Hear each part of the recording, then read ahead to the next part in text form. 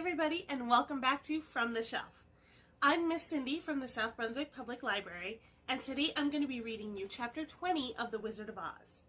When we last left our travelers, they were all heading southward through the forest when they encountered a tall china wall blocking their path. Let's find out what happens next in Chapter 20, The Dainty China Country. While the woodman was making a ladder from wood, which he found in the forest, Dorothy lay down and slept, for she was tired by the long walk. The lion also curled himself up to sleep, and Toto lay beside him. The Scarecrow watched the woodman while he worked and said to him, "I cannot think why this wall is here, nor what it is made of." "Rest your brains and do not worry about the wall," replied the woodman. "When we have climbed over it, we shall know what is on the other side." After a time, the ladder was finished. It looked clumsy, but the Tin Woodman was sure it was strong and would answer their purpose. The Scarecrow waked Dorothy and the lion and Toto and told them that the ladder was ready. The Scarecrow climbed up the ladder first, but he was so awkward that Dorothy had to follow close behind him to keep him from falling off. When he got his head over the top of the wall, the Scarecrow said, "Oh my!" "Go on!" exclaimed Dorothy. So the Scarecrow climbed further up and sat down on top of the wall, and Dorothy put her head over and cried, "Oh my!" just as the Scarecrow had done. Then Toto came up and immediately began to bark, but Dorothy made him be still. The lion climbed the ladder next, and the Tin Woodman came last, but both of them cried, "Oh my!" as soon as they looked over the wall. When they were all sitting in a row on top of the wall, they looked down and saw a strange sight. Before them was a great stretch of country, having a floor as smooth and shining and white as the bottom of a big platter. Scattered around were many houses made entirely of china and painted in the brightest colors. These houses were quite small, the biggest of them reaching only as high as Dorothy's waist. There were also pretty little barns with china fences all around them, and many cows and sheep and horses and pigs and chickens, all made of china. But the strangest of all were the people that lived in this queer country. There were milkmaids and shepherdesses with bright-colored bodices and golden spots all over their gowns, and princesses with most gorgeous frocks of silver and gold and purple, and shepherds dressed in knee breeches with pink and yellow and blue stripes down them, and golden buckles on their shoes, and princes with jeweled crowns upon their heads, wearing ermine robes and satin doublets, and funny clowns in ruffled gowns with round red spots upon their cheeks, and tall, pointed caps.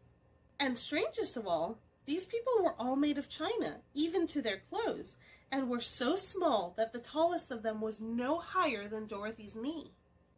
No one did so much as look at the travelers at first, except one little purple china dog with an extra large head, which came to the wall and barked at them in a tiny voice, afterwards running away again. "How shall we get down?" asked Dorothy.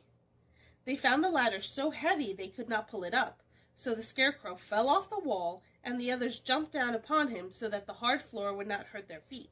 Of course they took pains not to land on his head and get the pins in their feet. When all were safely down, they picked up the Scarecrow, whose body was quite flattened out, and patted his straw into shape again.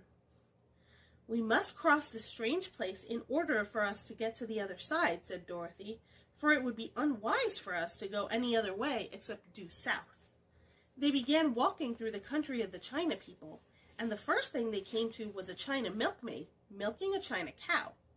As they drew near, the cow suddenly gave a kick and kicked over the stool, the pail, and even the milkmaid herself, all falling on the china ground with a great clatter. Dorothy was shocked to see that the cow had broken her legs short off, and that the pail was lying in several small pieces, while the poor milkmaid had a nick in her left elbow. "There!" cried the milkmaid angrily. "See what you have done!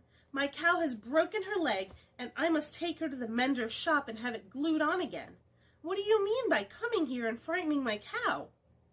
"I'm very sorry," returned Dorothy. "Please forgive us." But the pretty milkmaid was much too vexed to make any answer. She picked up the leg sulkily and led her cow away, the poor animal limping on 3 legs. As she left them, the milkmaid cast many reproachful glances over her shoulder at the clumsy strangers, holding her nicked elbow close to her side. Dorothy was quite grieved at this mishap. "We must be very careful here," said the kind-hearted woodman, "or we may hurt these pretty little people so they will never get over it." A little farther on, Dorothy met a most beautiful dressed young princess who stopped short as she saw the strangers and started to run away. Dorothy wanted to see more of the princess, so she ran after her, but the China girl cried out, "Don't chase me! Don't chase me!" She had such a frightened little voice that Dorothy stopped and said, "Why not?" "Because," answered the princess, also stopping a safe distance away, "if I run, I may fall down and break myself." "But couldn't you be mended?" asked the girl. "Oh, yes, but one is never so pretty after being mended, you know," replied the princess. "I suppose not," said Dorothy. "Now there is Mr. Joker, one of our clowns," continued the China lady, "who is always trying to stand upon his head. He has broken himself so often that he is mended in 100 places and doesn't look at all pretty. Here he comes now, so you can see for yourself." Indeed, a jolly little clown now came walking toward them, and Dorothy could see that in spite of his pretty clothes of red and yellow and green, he was completely covered with cracks, running every which way and showing plainly that he had been mended in many places. The clown put his hands in his pockets, and after puffing out his cheeks and nodding his head at them saucily, he said, "My lady fair, why do you stare at poor old Mr. Joker? You're quite as stiff and prim as if you'd eaten up a poker." "Be quiet, sir," said the princess. "Can't you see that these are strangers and should be treated with respect?" "Well, that's respect, I expect," declared the clown, and immediately stood upon his head. "Oh, don't mind Mr. Joker," said the princess to Dorothy. "He is considerably cracked in his head, and that makes him foolish." "Oh, I don't mind him a bit," said Dorothy. "But you are so beautiful," she continued, "that I am sure I could love you dearly.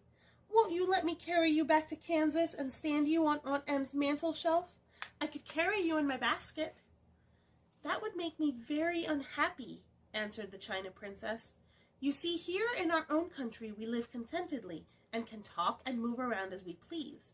But whenever any of us are taken away, our joints at once stiffen, and we can only stand straight and look pretty.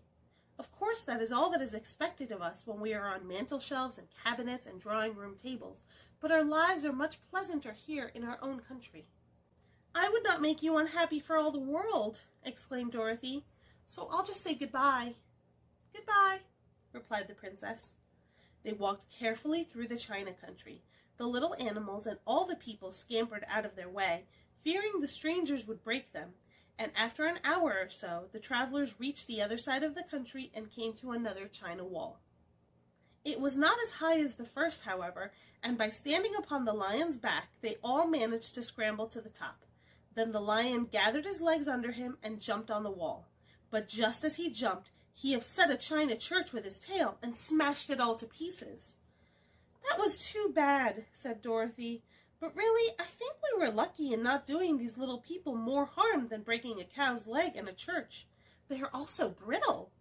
"They are indeed," said the Scarecrow, "and I am thankful I am made of straw and cannot be easily damaged. There are worse things in the world than being a scarecrow." All right, everybody, that is it for Chapter 20. Thank you so much for joining me today, and make sure to tune in next Monday to find out what will happen to Dorothy, Toto, the Scarecrow, the Tin Woodman, and the Cowardly Lion. Remember, we do a new chapter every weekday at 5 p.m., so until then, don't forget, there is no place like home. Goodbye, everybody.